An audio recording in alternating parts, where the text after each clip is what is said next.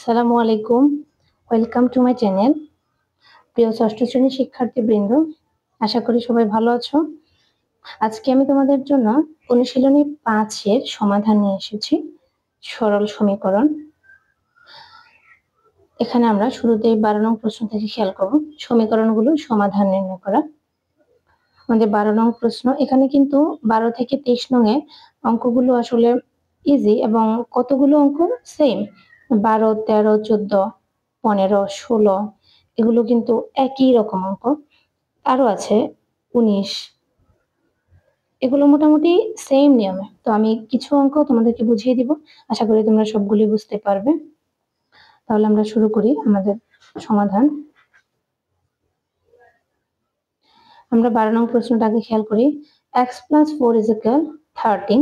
তাহলে x + 4 = 13 মানে এখানে x এর সাথে যেকোনো একটা x এর যেকোনো একটা মান হতে পারে, সেটার সাথে 4 যোগ করলে 13 হবে। তার মানে এখানে আমাদের সমীকরণের বীজটা নির্ণয় করতে হবে। মূল বলো, বীজ বলো বা সমাধান বলো। সমাধান মানে হচ্ছে আমাদের এখানে চলকের মান নির্ণয় করতে হবে। চলকের মান নির্ণয় করতে গেলে আমাদের কতগুলো নিয়ম মেনে সমাধানটা করতে হবে। খেয়াল করি, এগুলো সমীকরণের নিয়ম। এখানে x + 4 = 13। তাহলে একটা হচ্ছে বাম পক্ষ আর একটা হচ্ছে ডান পক্ষ।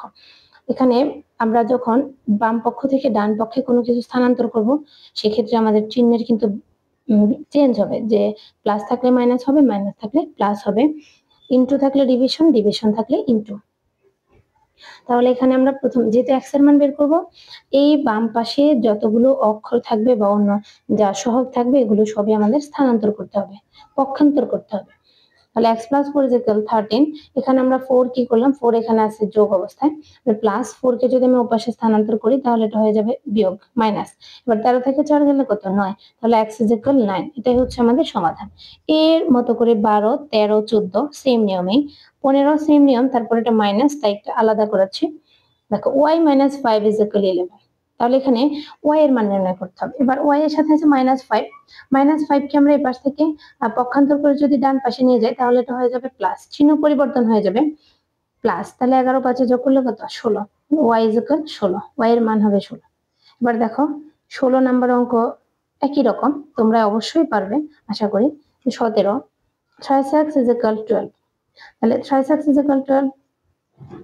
এখানে আমরা কি করব, x এর সাথে 3 সহগ আছে, সহগটা চলকের সাথে সবসময় গুণ অবস্থায় থাকে। তাহলে 3 আমরা যদি পক্ষান্তর করি ওপাশে এটা হয়ে যাবে ভাগ, এটা 12 এর সাথে ভাগ যাবে, তাহলে 3 দিয়ে 12 কে ভাগ করলে 4। x এর মান কত, 4। 18 নাম্বার 2x + 1 = 9। তাহলে প্রথমে আমরা এখানে কি করব, প্রথমে 1 স্থানান্তর করব, পক্ষান্তর করব। 1 এখানে আছে প্লাস, 1 কে ডান পাশে স্থানান্তর করলে হবে মাইনাস। তাহলে 9 থেকে 1 গেলে 8। এবার 2x = 8। 2 এখানে x এর সাথে গুণ আছে, এটা ডান পাশে পক্ষান্তর করলে ভাগ হবে, তাহলে 2 দিয়ে 8 কে ভাগ করলে 4। এবার দেখো 19 নাম্বার অঙ্কটা, 4x - 5 = 11। তাহলে এখানে প্রথম 5 কে আমরা পক্ষান্তর করব, 5 আছে মাইনাস, এটাকে এই পাশে নিলে ডান পাশে নিলে হবে প্লাস। তাহলে 11 আর 5 যোগ করলে কত, 16। এবার 4x = 16। 4 এখানে x এর সাথে আছে গুণ, এটা এই পাশে গেলে হবে ভাগ, 4 দিয়ে 16 কে ভাগ করলে 4 4 গুণে 16। 21 দেখো 20 ও 19 এর মতোই। 21 নাম্বার দেখো, দুটি পক্ষে কিন্তু দুটি চলক রয়েছে, তাই এটা দেখালাম। 7x - 2 = x + 16। এখানে আমরা কি করব, প্রথমে চলকগুলোকে এক পক্ষে নিব, সংখ্যাগুলোকে এক পক্ষে নিব। তাহলে চলক এখানে আছে 7x, এ পাশে আছে x, x কে ডান পাশ থেকে বাম পাশে স্থানান্তর করলে এটা চিহ্ন আছে প্লাস, এ পাশে আসলে হবে মাইনাস। আর এখানে 16 এর সাথে 2 -2 পক্ষান্তর করলে হবে +2। তাহলে 16 দিয়ে যোগ করলে 18। 7x থেকে 1x যদি মাইনাস করি থাকে 6x। তাহলে এবার 6x = 18। এবার 6 এখানে আছে ইনটু, তাহলে 6 ওপাশে কি হবে, ডিভিশন, ভাগ হবে। 6 দিয়ে 18 কে ভাগ করলে 3। তাহলে আমাদের এখানে x এর মান হলো কত, 3। এবার 23 নম্বর অঙ্কটা দেখো, 2x + 9 = 3। তাহলে 2x এখানে 9 আছে প্লাস, 9 ওপাশে নিলে হবে মাইনাস।